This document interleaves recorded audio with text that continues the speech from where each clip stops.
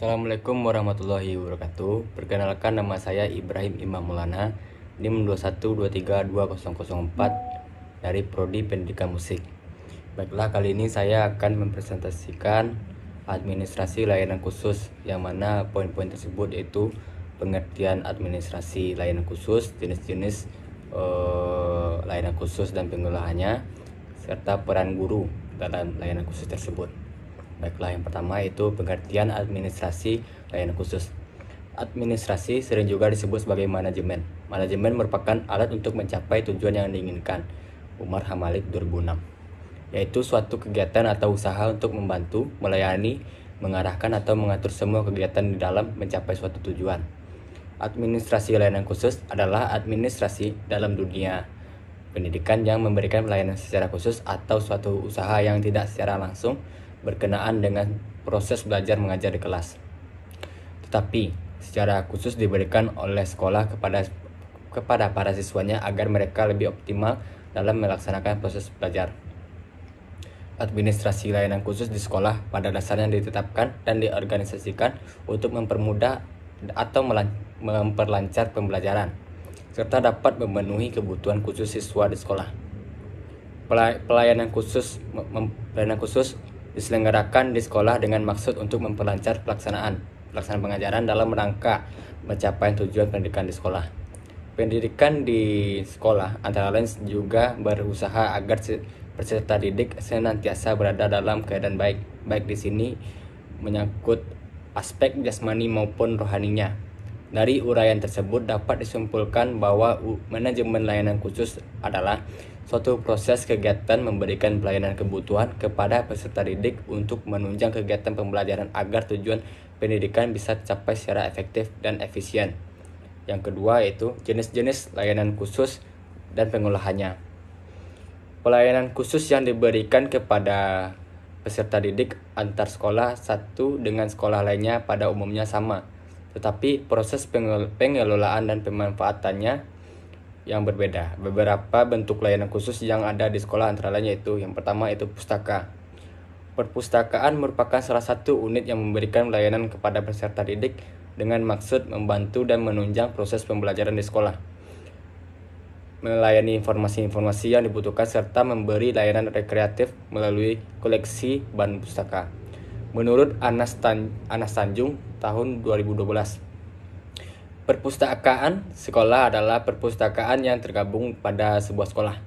Dikelola perpustakaan yang tergabung pada sebuah sekolah dikelola sepenuhnya oleh sekolah yang bersangkutan dengan tujuan membantu sekolah untuk mencapai tujuan khusus sekolah dan tujuan pendidikan pada umumnya. Sukma Wijaya 2013. Perpustakaan sekolah adalah perpustakaan yang tergabung pada sebuah sekolah, dikelola sepenuhnya oleh sekolah yang bersangkutan dengan tujuan utama membantu sekolah yang mencapai tujuan khusus sekolah dan tujuan pendidikan pada umumnya. Ada beberapa jenis perpustakaan sekolah yang pada dasarnya disesuaikan dengan jenjang atau tingkat sekolah yang bersangkutan. Jenis perpustakaan sekolah tersebut adalah perpustakaan taman kanak-kanak, perpustakaan sekolah dasar, perpustakaan sekolah lanjutan tingkat pertama, dan perpustakaan sekolah lanjutan tingkatan atas. Semua jenis perpustakaan adalah yang disebutkan di atas dikelola berdasarkan tujuan khusus masing-masing jenis dan jenjang sekolah.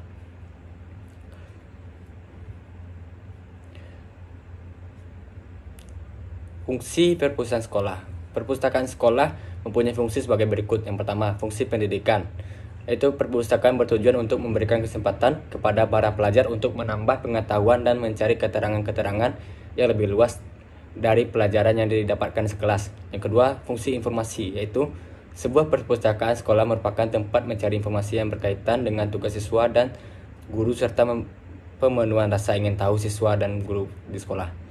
Yang ketiga, fungsi rekreasi, yaitu sebuah perpustakaan memberikan kesempatan kepada siswa dan guru untuk menikmati bahan yang ada di pustaka dan dapat untuk menimbulkan suasana yang menyenangkan seperti majalah, surat kabar, dan novel. Keempat, fungsi penelitian.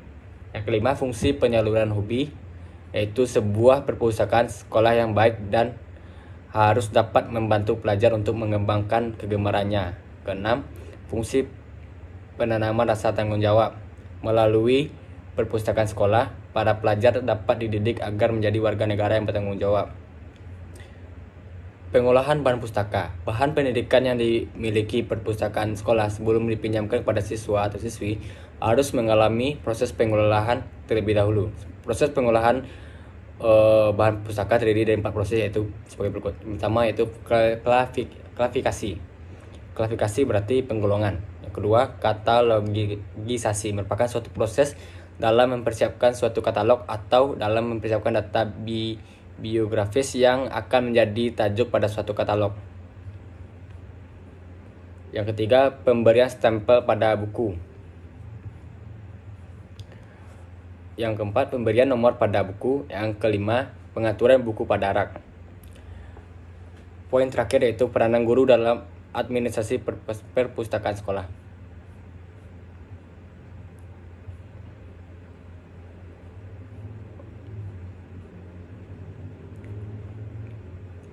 Dalam proses administrasi, seorang guru juga memiliki peranan yang penting. Ada beberapa peranan guru yang terlibat dalam administrasi ini. Antara lain, guru memperkenalkan buku-buku kepada siswa dan guru-guru. Guru memilih buku-buku dan bahan pustaka lainnya yang akan dibeli. Yang ketiga, guru mempromosikan perpustakaan baik untuk pemakaian maupun pembinaannya. 4. Guru mengetahui jenis dan menguasai kriteria umum yang menentukan baik buruknya suatu koleksi. Yang kelima, guru mengusahakan agar siswa aktif membantu perkembangan perpustakaan. Kedua, laboratorium. Laboratorium merupakan sarana pendukung dalam pembelajaran sekolah. Secara sederhana, laboratorium dapat diartikan sebagai suatu tempat di mana dosen, mahasiswa, guru, siswa, dan orang lain melaksanakan kegiatan kerja ilmiah seperti praktikum, observasi, penelitian, demokrasi, dan pembuatan model-model dalam rangka kegiatan belajar mengajar. Jenis-jenis laboratorium di sekolah dapat dibedakan atas beberapa jenis, yaitu jenis tersebut biasanya disesuaikan dengan bidang studi atau kelompok bidang studi tertentu. Jenis labor tersebut antara lain menurut bidang studi, misalnya laboratorium kimia, fisika, PMP, dan lain sebagainya. Kedua, menurut kelompok bidang studi, misalnya labor IPS dan labor IPA. Ketiga, menurut bidang ilmu teknik laboratorium digunakan sebagai workshop atau bengkel kerja. Perencanaan penggunaan labor. Sebelum guru dan siswa menggunakan labor, perlu dibuat perencanaan penggunaan. Rencana penggunaan labor minimal harus memperhatikan hal-hal berikut. Yang pertama, jenis labor yang digunakan, pihak-pihak yang akan menggunakan, waktu yang tersedia, peralatan yang akan diperlukan, jenis-jenis studi, topik yang akan dipraktikumkan. Langkah-langkah dalam perencanaan penggunaan labor. Langkah-langkah yang perlu diperhatikan dalam perencanaan penggunaan labor adalah menganalisis kurikulum secara keseluruhan, baik tujuan kurikuler, tujuan umum pengajaran, tujuan khusus pengajaran, pokok bahasan, serta sub pokok bahasan. Kedua, menentukan bobot taksonomik pokok bahasan. 3. Mengembangkan materi dan pokok bahasan. 4. Mengembangkan desain instruksional. Yang kelima, menetapkan bagian dari materi pokok bahasan yang memerlukan laboratory work. Peralatan yang akan digunakan. Yang 7. Penetapan langkah-langkah dalam pengajaran dengan memakai laboratorium. Baiklah, sekian presentasi dari saya. Saya tutup dengan wassalamualaikum warahmatullahi wabarakatuh.